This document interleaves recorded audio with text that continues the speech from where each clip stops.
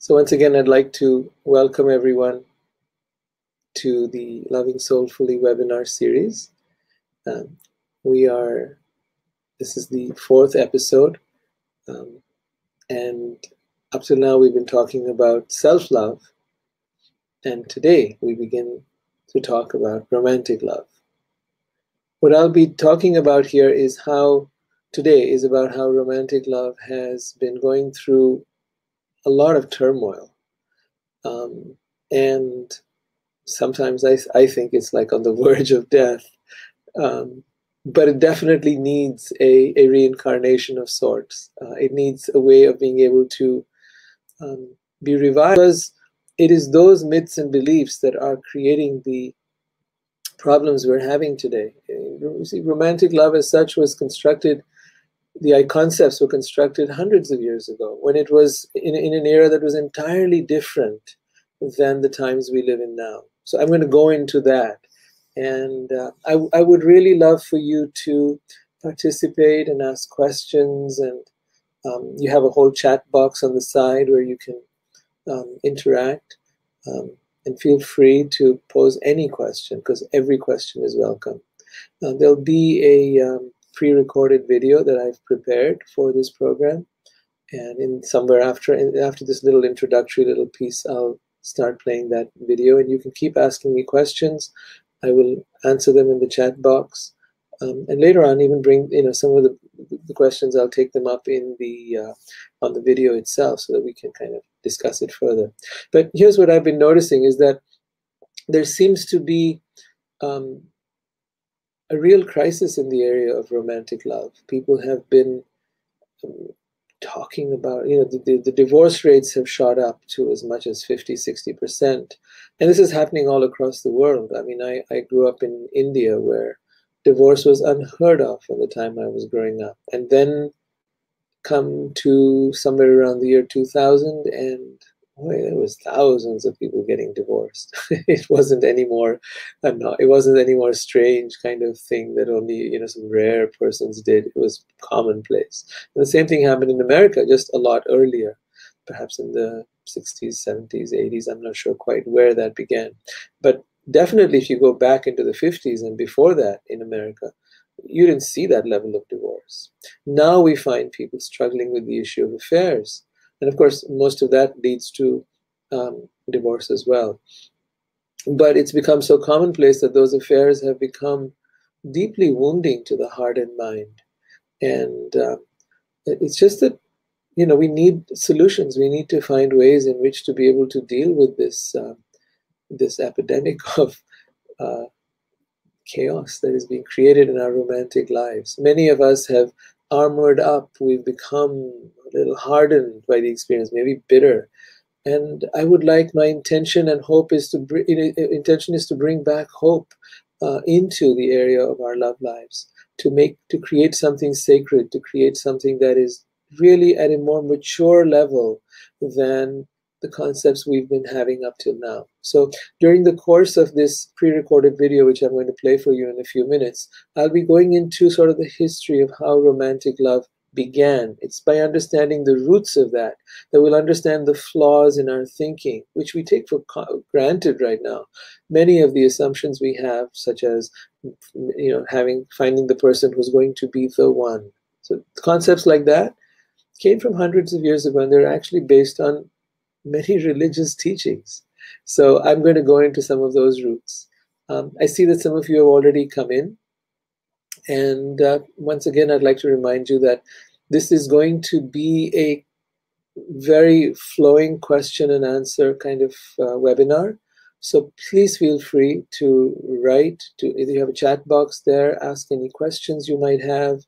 Know that I'm here and listening and reading your texts or your chats, and very eager to be able to respond and really make this something that is interactive, so that we can all share our ideas and thoughts. I learn from every single person that I come in touch with, so I know I will learn from you, and I hope I can share something that I know with you as well. I also hope you've had a chance to download my book, Loving Soulfully, and read it, perhaps. If not, I hope you'll read it after the webinar. Yeah, so if you've got anything you want to ask me before we get started, please feel free to do that. We're going to start in just a couple of minutes now with the main pre-recorded video that I've put together for you, tracing the history of romantic love all the way into the present, looking at where the chaos has come from and what we need to do about it. So that's the part that I look at as being the almost like the death of romantic love, because I see it struggling, like almost gasping for breath right now with all the affairs and the divorces and all of that stuff.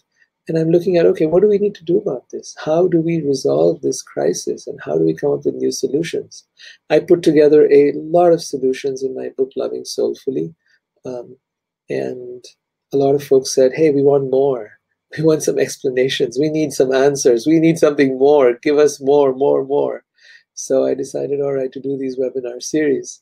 And we began the webinar series talking about self-love, which I believe is the root, the foundation of being able to build a secure romantic relationship, one that will truly last through time.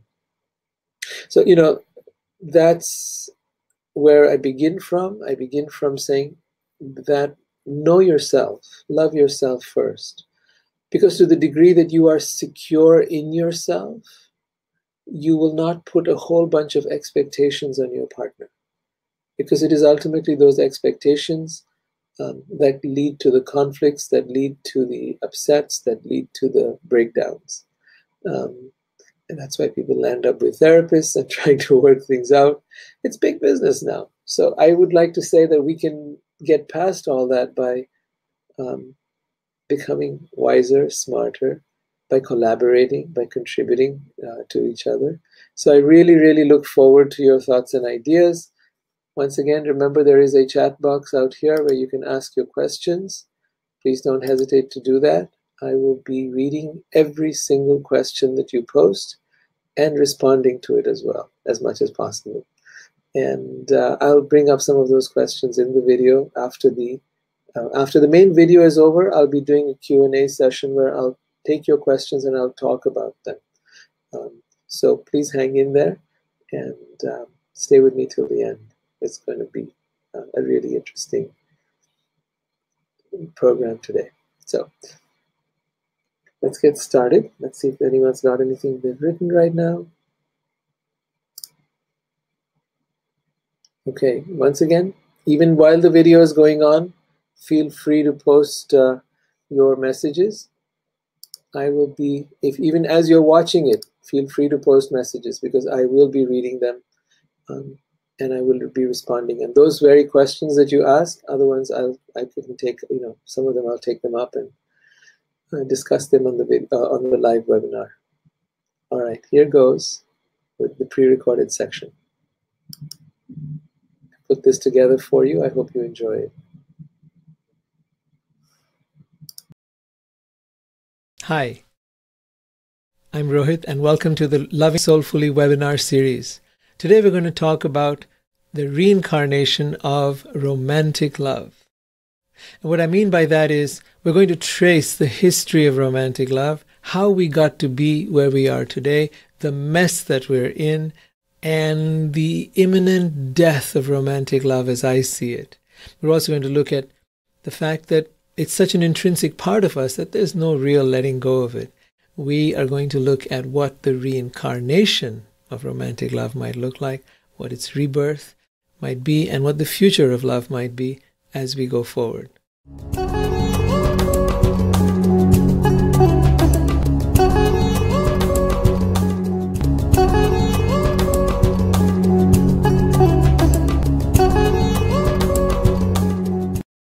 Let's trace it back right to the beginning. According to anthropologists, we've been around 200,000 years. Now, I don't actually agree with that. Some of my studies into spirituality tell us that we may have been around for millions of years. But let's get past that. If we've been around 200,000 years, according to anthropologists, we lived in tribes. And it is only 10,000 years ago that we began to have agriculture.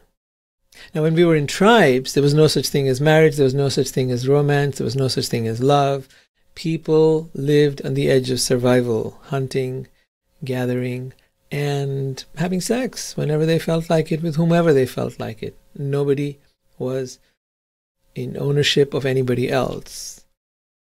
I don't know how people dealt with jealousy and the things we deal with now, but they did somehow.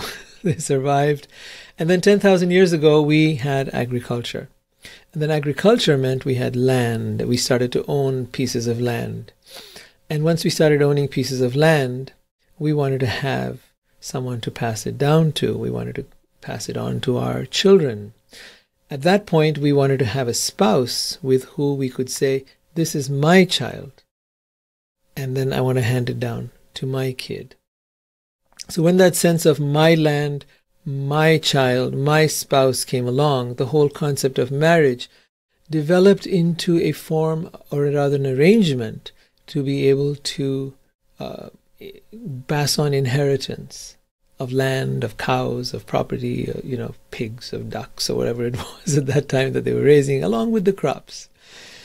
Now, it's only in that period that monogamy became a concept, because the male wanted that the female only have sex with him so that it was his child to whom the property was handed down.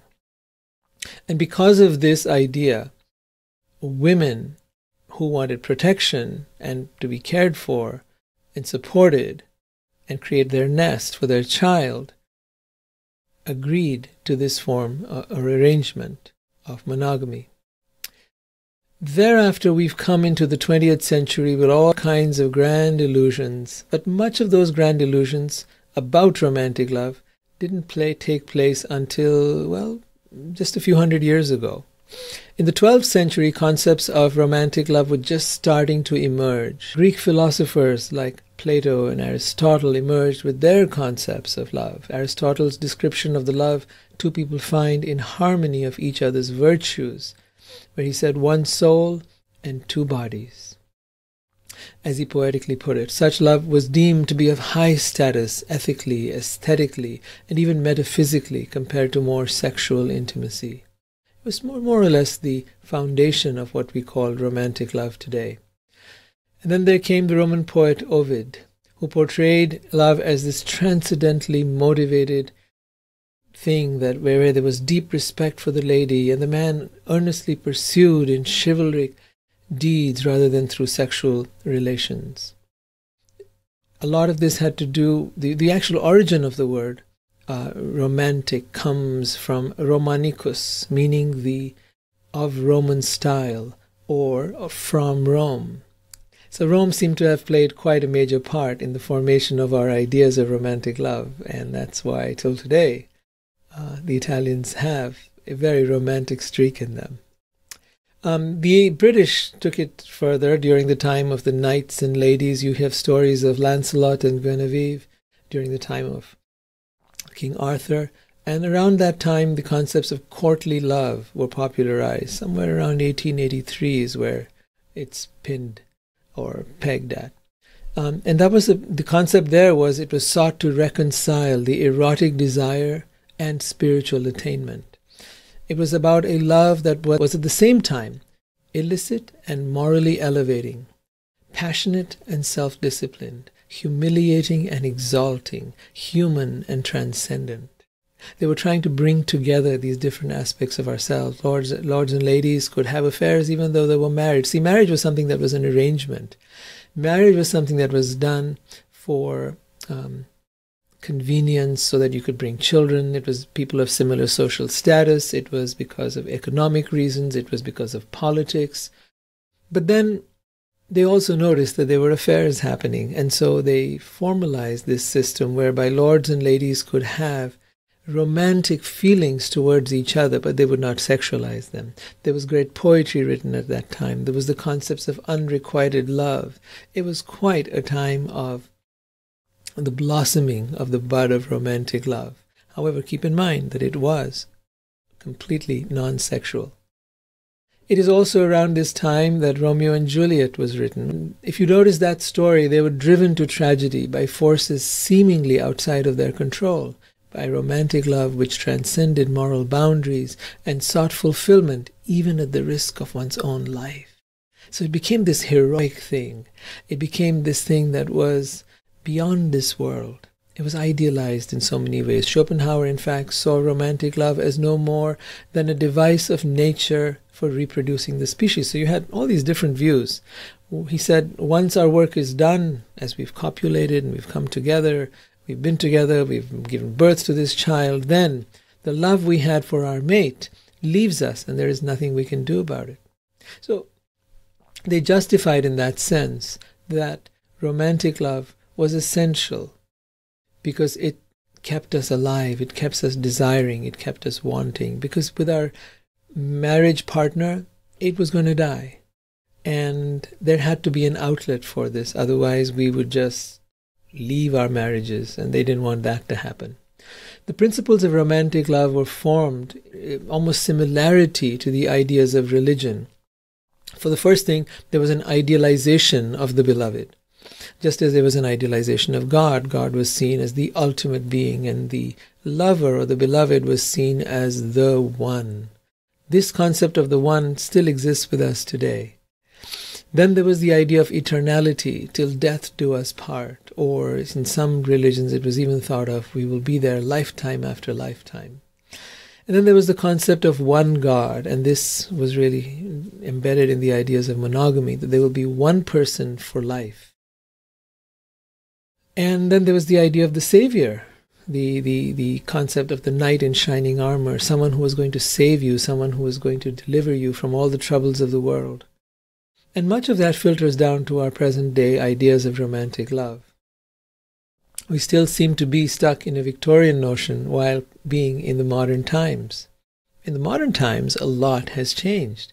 When we were in the 60s and the sexual revolution was occurring, people began to think that romantic love would die.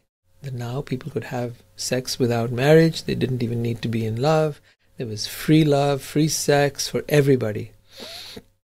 But somehow that didn't last. The 60s and 70s went by, the 80s came along, and in the 80s, love had a resurgence. It was perhaps the music, perhaps the movies, I don't know, not really sure. But love became the prerequisite to marriage, very strongly so now. And it was felt that when there was no longer love, that people would move on. That's when divorce became very popular as well. See, if we look at the biology of romantic love, we begin to understand how it all starts. It all begins with attraction.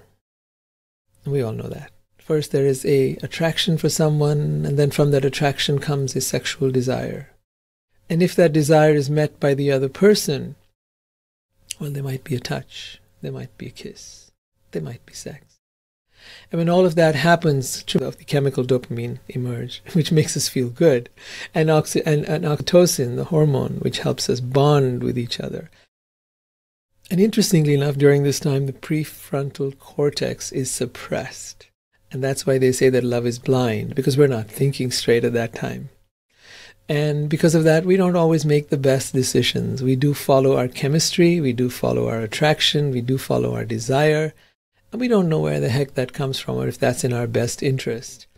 And because of that, love brings to us partners that aren't necessarily always the best for us. Now, if you look at some of the older concepts that were there, and still exist in countries where they have arranged marriages, let's say like in India, you'll find that the elders made those choices, or society made those choices, or matchmakers made those choices, because they could see more clearly than the people who were in love. They knew that. They understood that. So they said, we're going to make the decisions for you. Anyways, let's follow the evolution of how love progresses. So all these chemicals get generated, and then the couple begins to stay together. During this time, for a while, the serotonin and dopamine are in their full swing, and gradually they diminish as sex occurs for a while, which is actually supposed to be the period in which the child is born. Nowadays, they're able to prevent the child being born, but in the design of nature, that was supposed to be that period. Then that is referred to today by psychologists as the honeymoon period. After that time, the serotonin and dopamine levels reduce, and the oxytocin remains, the bonding remains. So the couples stay together. And from here on, we begin really the relationship. It becomes normalized. There's now security, there's safety, there's a reduction of desire. And during this time, the next phase begins to occur. We start to focus on the flaws of a person. There is increased conflict. There is the possibility of breakup or an affair. This is the second stage of a relationship. The third stage is if one can actually go from the idealized stage of romantic love to the part where we've now able to see the other person's flaws, which is a few months later after the honeymoon period, and finally come to a place where we're able to see both their good and bad qualities, their positive and negative, and love them anyway. That is the time where unconditional love has a chance of emerging.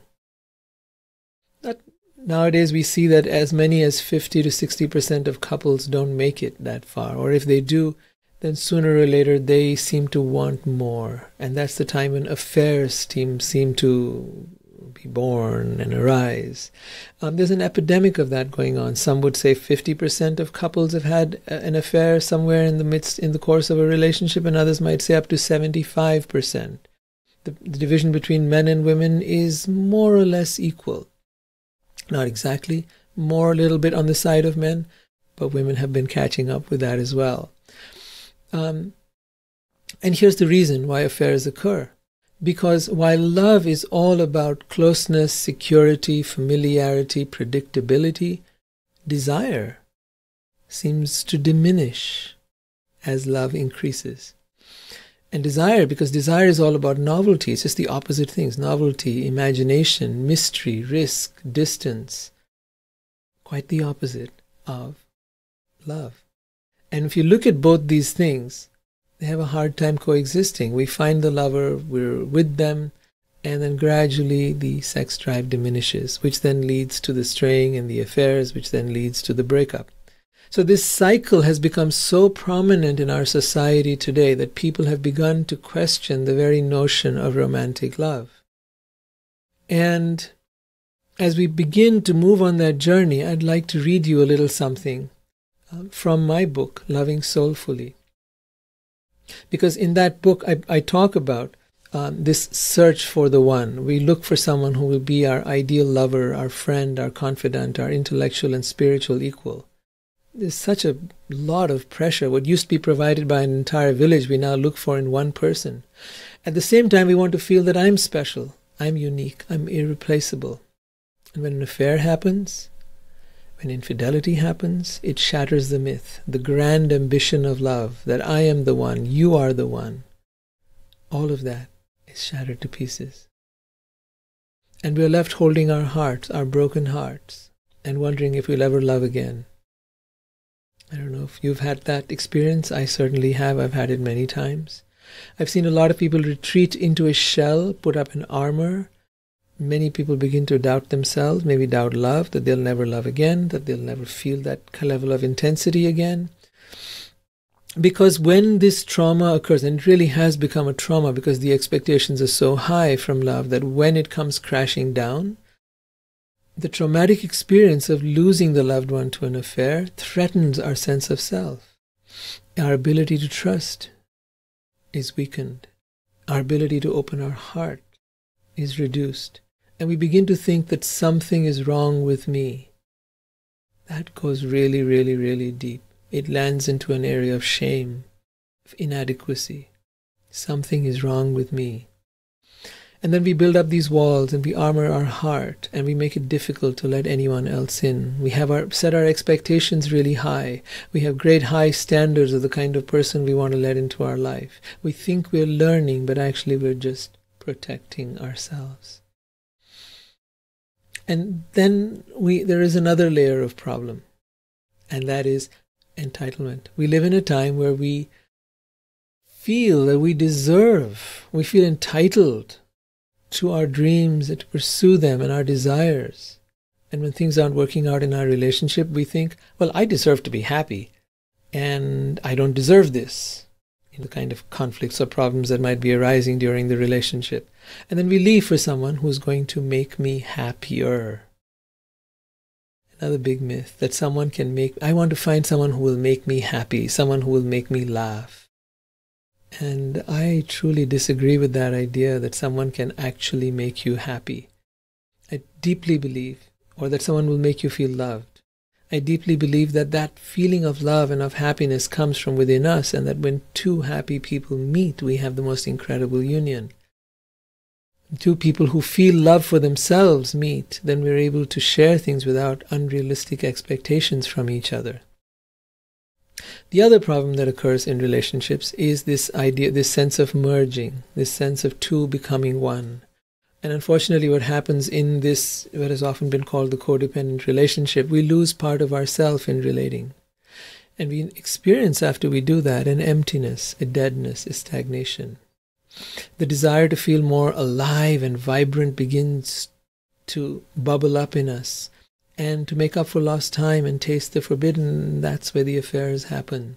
We actually might leave someone, but often it's not because that person is so wrong or bad, but because we don't like the person we became when we lost ourselves and we want to reinvent ourselves. In a way, it feels like death. And sometimes people come to a place when there is death in their relationships, a loss or a death in their family. It could be even a loss of a job, and they begin to contemplate their mortality. They begin to think, is this going to be my fate for the rest of my life? No, I've got to do something different. I've got to do something better. And they walk out almost as if walking out into an affair would be the antidote to death, or for that matter, divorce might be some way to recover their lives. So in my book, Loving Soulfully, I talked about this, and I try to dig deep, not just looking at what sociologists and psychologists say, but also my inner voice. So I was asking my inner voice, I said, will I ever find someone who will nurture, care for, and love me, who will complete me, adore me, and make me feel special, who I can call my own and be with forever? Is it true that one day I will meet my ideal lover and soulmate? I wonder, is the ideal of romantic love true? I want to know what love is. I want to experience true love. I have tried and failed. Will you show me the way? The inner voice replies, the mythology of romantic love is a mentally concocted, religiously manipulated, socially conditioned, media-enhanced delusion that has nothing to do with true love. The knight in shining armor will never save you. The perfect mate will never complete you. The happily ever after fairy tale ending will never come to pass. If you really want to fulfill your soul's yearning for undying romance, passion, and true love, if you really want to free yourself from these grand illusions that have birthed deep pain, disappointment, and betrayal, then come with me on a journey into the heart and soul. When you think of your lover as the one true love who will complete you, save you, and fulfill your needs, then you set yourself up for failure. Your vision is sweet and romantic, but no person can ever live up to it. Your expectations seem sensible, but they are unrealistic and will trap you in a web of emotions. Do not blame your lovers for having disappointed, hurt, and betrayed you. The root cause of all your tragic love stories is this egoic ideal of romantic love. Now, I'd like to take up, why do I say it's an egoic ideal? Because what we've called love, I believe, has a lot to do with the way our ego functions. We create a list of qualities that we would like to have, as if a person was a commodity. We view them and see whether they have this checklist of qualities that we desire. And then we allow the walls within us to come crumbling down and open our hearts up to love them, only to find that while they might have some of those qualities, they also have many more which we don't want.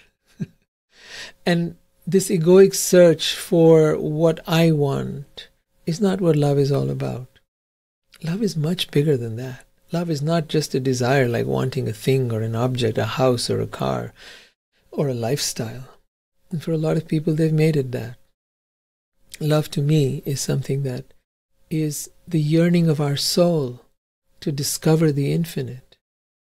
Love is the grandest expression of who we are, seeking that expression within ourselves, within the world, and within a partner. But what does that mean? What am I saying? The grandest expression of ourself. To me, that experience of love occurs when we step out of our mind, which is why in my earlier part of this webinar series, I talked about the importance of self-love. I talked about the importance of taming the mind. I talked about how we can go beyond the mind and ego and enter into the area of love. Where is that area of love? I believe that lies within us, within our soul, within our essence. It is that particle of God within us that can teach us about what love is, because only it knows. Only it is made of pure love. So if you want to know about pure love, it's not me that will teach you about it. It is not a book. It is not a psychologist. It is not anyone who will teach you except pure love. And pure love lies in your heart, in your soul. My proposal to you is practice methods of meditation that allow you to go within and experience that soul. Learn to connect with it. Learn to have it express itself, because it knows the ways of love. Love will be your teacher, will be your guide. But that love which arises will not be out of your head, it will be from within you. Pablo Picasso would say, when I go to paint, I leave my mind outside the door of my studio, the way people leave their shoes outside a temple or mosque. And then I enter barefoot. Similarly, we enter without our mind, without our ego, into the arena of love. And it is there that we begin to experience how to love another. And it begins by first learning how to love ourselves. Love will not fulfill the expectations that you have. Love will not fulfill your needs. Love will not give you what you desire. Rather, love will take you on a ride that is going to shake up everything that you ever thought. In Loving Soulfully, I continue to write, break the chains of romantic love that have caused loneliness, disappointment, and pain. Step out of your mind. Let go of your sad stories of hurt and betrayal. In holding them, you only punish yourself and recreate that which you do not want. Love lies at your core. Your soul longs to love and be loved. You have felt love many times, but have no idea how to honor it. You want to find your soulmate, but unless you connect with your soul, how will you recognize another or be able to love soulfully?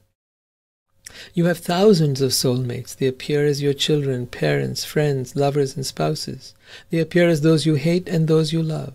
They appear in order to evolve your soul, and when their part is done, they may choose to leave or stay. There is no guarantee that any of them will be your ideal life partner or will live with you happily ever after.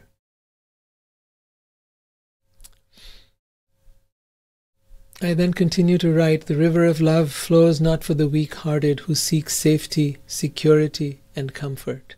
Love makes no promises, gives no reassurance or guarantees. Love stirs up passion in the heart and fills the soul with longing to soar to the highest heights. At the same time, love mercilessly exposes your weaknesses, rips open your carefully constructed masks, and dismantles your well-defended ego.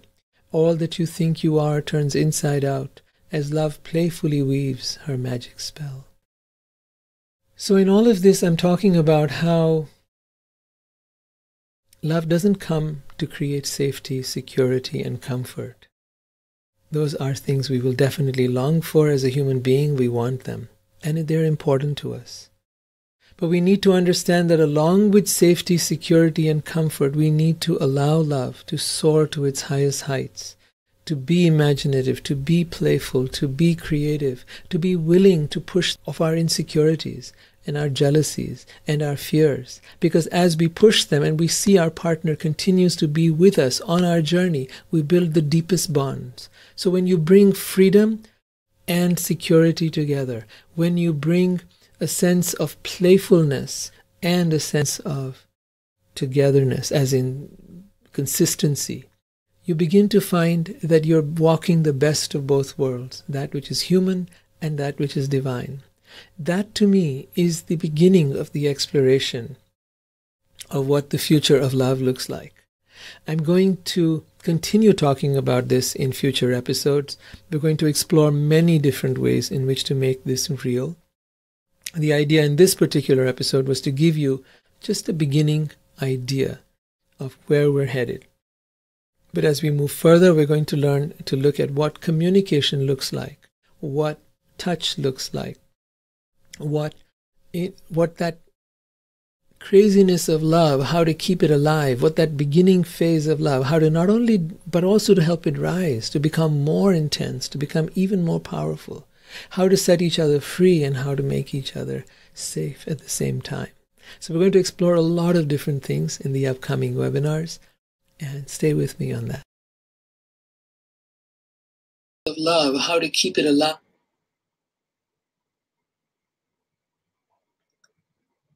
And welcome back.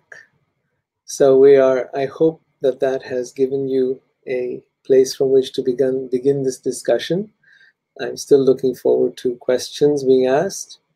And I'd love to know your thoughts. I'd love to know what you make of love, what have been your realizations, your insights, and how you feel love needs to change as we go forward on this journey to understanding love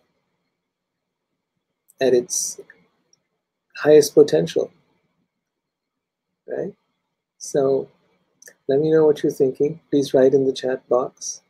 I'm looking forward to your questions. I'm going to, in the meantime, as you are thinking it over, I'm going to perhaps read you a little bit further. I think before I read something, I want to kind of talk about how I feel that what love is does not, we think of love as being something that's we're going to live happily ever after, and to me that's another take from religion, which is like this idea of paradise. We're going to be there, or heaven, that we're going to go to this place where everything's going to be good and we're going to live happily for the rest of for eternity. And the same idea we've also borrowed and brought into our romantic relationships, that it's going to last forever, that it's going to be paradise, that it's going to be that you get disappointed. So I think coming to terms with the nature of love and how it actually is there to unravel us. I think all of life is there to unravel us. All of life's situations work together, the chaos we see in the world. I've often questioned, why is there so much of chaos in the world, so much of war and, rape and disease and so much of ups and downs, death, and, so much. Why it was the world, if it was created by someone, if there is a God, why would that happen? And I know a lot of people ask that question and then turn away and say, oh, there is nothing, there is no God. And I look deeper, and as I really introspect and come into that answer, I realize that what appears isn't necessarily always what is. That the deeper reason that the world is designed with all of this chaos in it is so that we may, because we've been given these longings for peace, longings for love, longings for happiness, longings for eternality, but we have not been given the fulfillment in this world. But when we strive for these things and we don't find them, the hope is that we will turn within and we will find those very things that we've been seeking for within ourselves. That we will find within ourselves the peace that we long for, the joy, the love, the sense of foreverness, and be more come to a place where we truly experience within ourselves this magical sweetness that lies within the soul. It's something that's been it has become a very intrinsic part of my life. It wasn't so. I struggled with getting there. I struggled with being able to find that. But I found that as I was able to quiet my mind, I was able to come and spend more time with my inner self, the soul. I found within that the greatest treasure of all. And that treasure is, I think, something that each person needs to find for themselves. And then when you come to a relationship, you're there celebrating life. There is nothing further to be done. The struggle is over, the suffering is over. You're not there as part of trying to solve the world through the other person, looking at the other person as the one who's going to rescue you, make everything okay for you, be the antidote to all life's problems. That's such a lot to place on anybody, isn't it? Once again, just looking forward to your thoughts and ideas. I want to hear from you. Please note there is a chat box here, and you can post any questions that you might have. I'm going to now read a little something further from Loving Soulfully.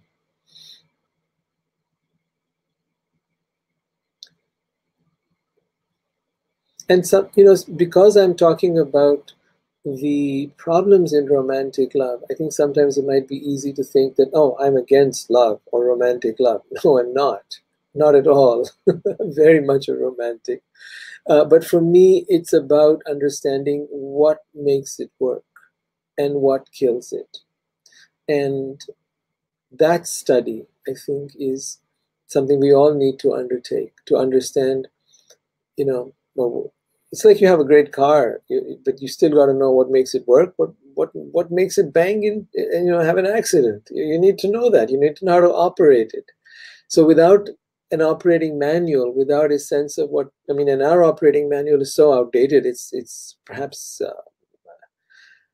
I don't know, hundreds of years old. It's no one's even bothered to redo it, question it, challenge it, and come up with. Of course, there are people now coming up with new ideas. Those ideas could range from open relationships to polyamory, and they do cover some aspect of the relationship crisis. But and then, of course, there's so many psychologists with so many wonderful tools and ways in which we can communicate and we can be with each other. But I think there's much more needed. And that's where I think some of the stuff that is there in Loving Soulfully can be extremely helpful.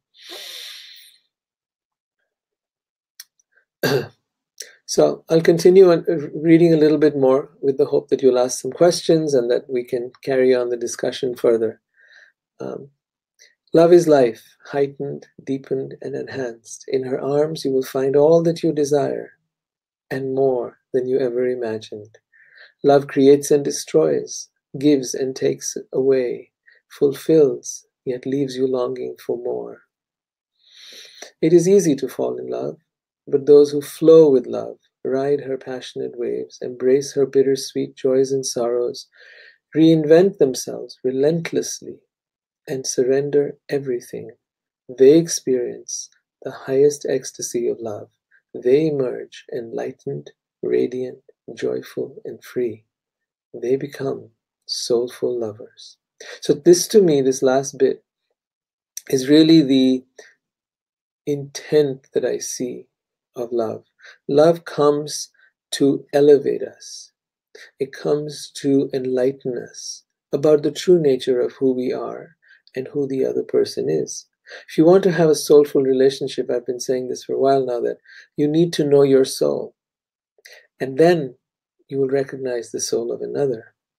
And then to learn how to keep the soul vibrant and alive, you first need to know how to do it for your soul. What does it take for it to thrive? And then what does it take for to bring that into a relationship? As you come into that relationship, it's very important to let go your expectations, your preconceived notions, and to ride the waves of love, ride her passionate waves, embrace her bittersweet joys and sorrows, because they're going to come. And just as with life, we need to be able to live from a place of acceptance of all the ups and downs and realize that none of that is the real me. None of that, the ups and downs of life, the successes and failures, none of that defines who I am. Neither my age, nor my achievements, nor what I have, what I own. None of that defines who I am. And similarly, the experiences I have do not define who I am.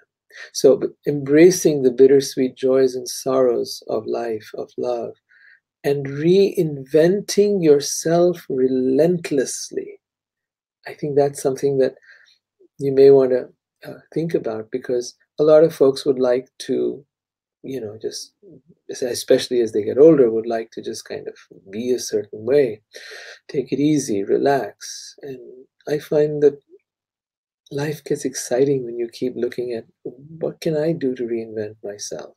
I find that a lot of times when I have couples come to me in therapy and we're trying to work through their issues, they're busy blaming each other. You did this and you did that, and she does this, she does that, or he does this and he does that, and he did, and then they'll go back for months, for years, and be looking at what the other person did. And I have to point out to them, I said, this is not helping you. Looking at what the other person did and blaming and pointing fingers and finding fault isn't going to help love. Love dies in that environment. Love gets throttled, suffocates, chokes within that environment. If you really are interested in having your love thrive, then it's vital that you be able to take responsibility. How did I bring this about? How did I contribute to this? And then keep reinventing yourself, keep recreating, taking out parts of yourself that aren't serving you. Keep bringing forth new aspects of yourself that will uplift you and make you into a better human being. Now, one might say, well, that's such a tedious and arduous job. And I think you're absolutely right. It can be, if you're trying to do it with your physical and mental capabilities. But what I find is that some of the best qualities that we seek for and aspire lie within us, in our soul. So really all you've got to do is take a deep breath, come within your body and feel the presence of that wonderful spark of the divine or of God within you, and allow it to come forth. So it's not a matter of becoming something or achieving something or attaining something. It's really allowing the soul to emerge more and more and more. I'm not saying that I or anyone I know has been enlightened where they're completely in that state all the time. No, we tend to slip back into our mind and ego. It's this ongoing back and forth. But the point is, we know this resource is available within us, and we know that if we tap into it, we can self-improvement, which people try to do through some kind of workshop or seminar or this or that, is actually easily available to you right within you. It's not something that has to be attained, or there's no need to struggle for it. It's the easiest. I find it to be but each time I become aware of my flaws, each time that I'm with a person, interaction or relationship or whatever it might be, if that person is able to trigger me, and if that person is able to get me to the place where I'm out of my center, then it becomes a moment for me to reflect.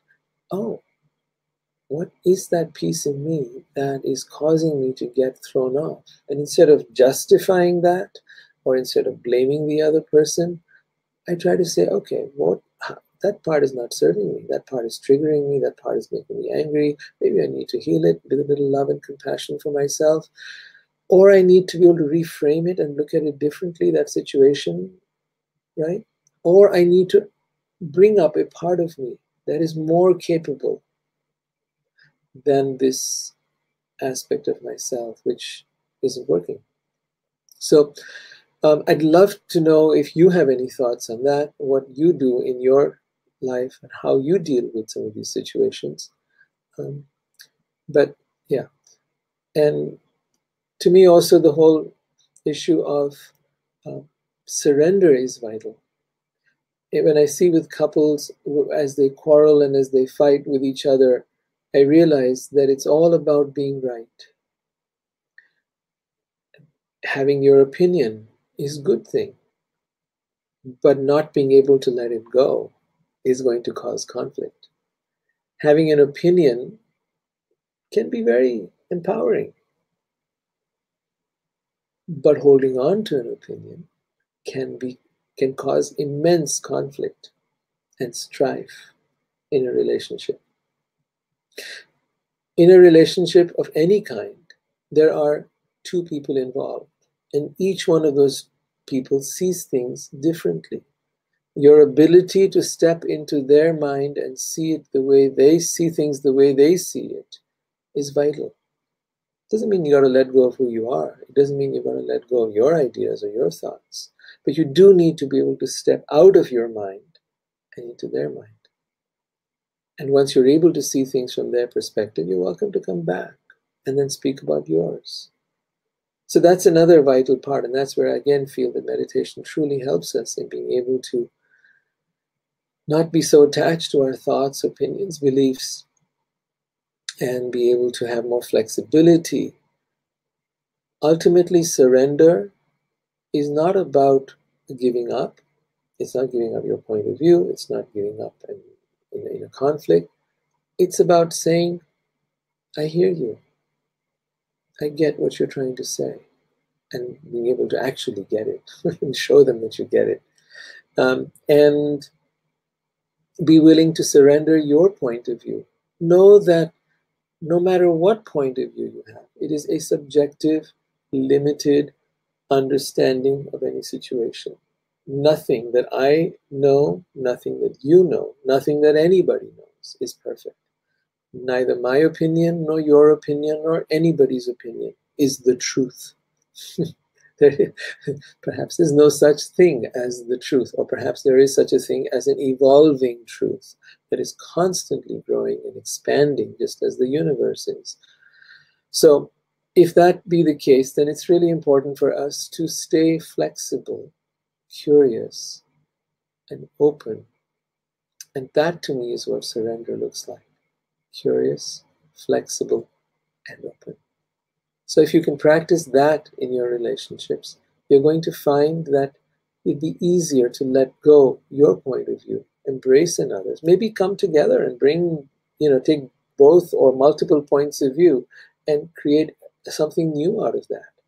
That kind of creative process can be very inspiring, rather than a single focus, this is the way you should do it, this is the right way, this is what has to happen.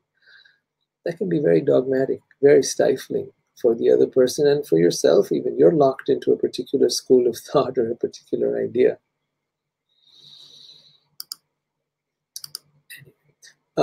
So that to me is what surrender is all about. And I think once that is experienced, I write this last bit here, they experience the highest ecstasy of love. Love's full potential is revealed. And we emerge from such relationships enlightened, radiant, joyful, and free. That's the other really important part. The embracing of freedom in relationships rather than always trying to make it the same. We're going to discuss this a lot more in the upcoming episodes, so I hope you'll stay with me on that. We're going to talk a lot more about the different aspects of soulful relationships and how to really cultivate a soulful relationship, because it's not just, I've just begun the topic. If you read Loving Soulfully, you'll see there is a whole lot more. And each and every page in there, in fact, each and every line in there, can be really unpacked and expanded and looked at from many different perspectives. So I hope that in the days to come, you'll go through Loving Soulfully, write down your questions, bring them up when you come over here, and we can discuss them together. I would really look forward to your inputs, your ideas, your realizations, your doubts, your concerns. I'm sure you're going to have those, because we are kind of busting through a lot of myths, and we are looking at recreating the paradigm of romantic love. And I'd love to have your inputs on that. Please take time to do it. I'll be back next Saturday, 10 a.m. Pacific time and 10:30 p.m. India time, to join all of you in this exploration. I hope you'll stay with me and keep going further. If any of you have friends that you would like to recommend this to, please let them know about it. I have put up some of the past videos on YouTube. Please go there and like, comment, and please subscribe to my channel. That's a really, really, really important thing you can do for me. I'd really appreciate that. Just type my name in, Rohit Juneja. You'll find me on YouTube, and subscribe to the channel, like and comment, because your comments will again bring forth more discussion with other people, and I look forward to that. And I look forward to seeing you here next Saturday. Um, and I'll be here with some more inputs for you. So till then, have a wonderful and blessed time, and fill your heart and soul with love and share it with the world. It's time to take this love that lies within all of us, that lies all around us, to experience it and give it freely to everyone. There is a tremendous shortage of love around us. Well, there's no shortage actually. There's a shortage of the expression of that. We're all thirsty and starving and hoping to get love. But I think once you find it within yourself, once you find it in the world around you, you'll be able to connect with a partner in a much better way. And you'll be able to share that with people in your life.